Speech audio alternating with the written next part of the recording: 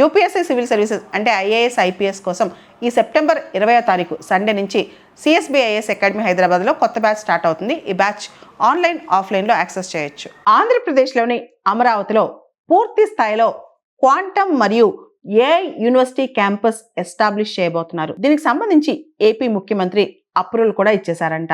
ఇక్కడ national institute of electronics and information technology NIELIT university ఏదైతే ministry of electronics and information technology government of India run చేస్తుందో వాళ్ళే ఈ dedicated AI మరియు quantum యూనివర్సిటీని కూడా అమరావతిలో నడుపుతారంట. ఏపీలోని అమరావతిలో ఎస్టాబ్లిష్ కాబోతున్న ఈ ఏఐ మరియు క్వాంటమ్ యూనివర్సిటీ 8.5 ఏకర్స్లో ఉంటుందంట. దాదాపు 730 కోట్ల ఖర్చుతో 5 సంవత్సరాల పాటు నిర్మించనున్నారు.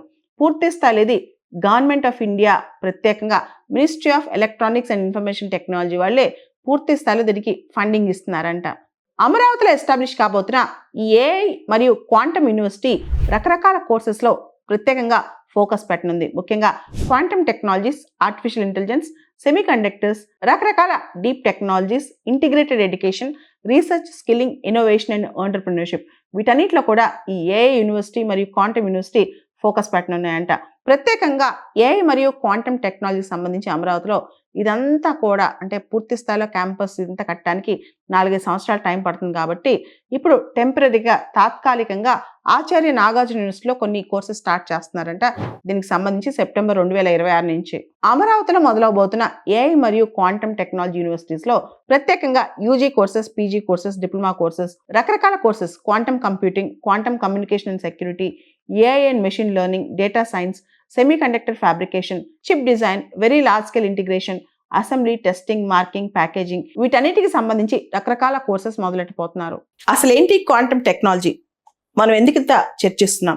ఈ క్వాంటమ్ మెకానిక్స్ లేదా క్వాంటమ్ ఫిజిక్స్ లేదా క్వాంటమ్ టెక్నాలజీ అనేది ఈ రోజు వచ్చిన టెక్నాలజీ కాదు. అది 20వ శతాబ్దం మొదటి దశలోనే ఐన్స్టీన్ దీనిపైన చాలా రీసెర్చ్ చేశారు. భారతదేశం విషయానికి వస్తే మేఘనాథ్ సాహా, తర్వాత సత్యేంద్రనాథ్ బోస్, చంద్రశేఖర్ వెంకట్రామన్ ఇలా చాలా మంది దీని మీద రీసెర్చ్ చేశారనమాట. ఈ క్వాంటమ్ టెక్నాలజీ కనుక వెలుగులోకి వస్తే అది అద్భుతం సృష్టించబోతోంది. అసలు క్వాంటమ్ టెక్నాలజీ లేదా క్వాంటమ్ ఫిజిక్స్ అంటే ఒక పదార్థం యొక్క ప్రవర్తనని సబ్ అటామిక్ లెవెల్లోకి వెళ్ళి ఎనలైజ్ చేస్తే దాన్నే క్వాంటమ్ ఫిజిక్స్ అంటారు. అంటే quantum physics is a study of matter and energy at the most fundamental level, at the sub atomic level అనమాట.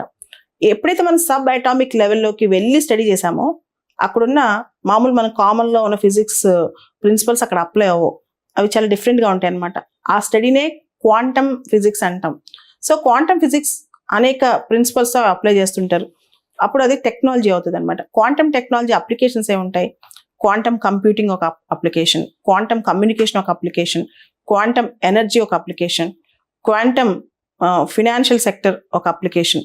ఇట్లా రకరకాల అప్లికేషన్స్ క్వాంటమ్ టెక్నాలజీ ద్వారా మనం వాడుకోవచ్చు అనమాట.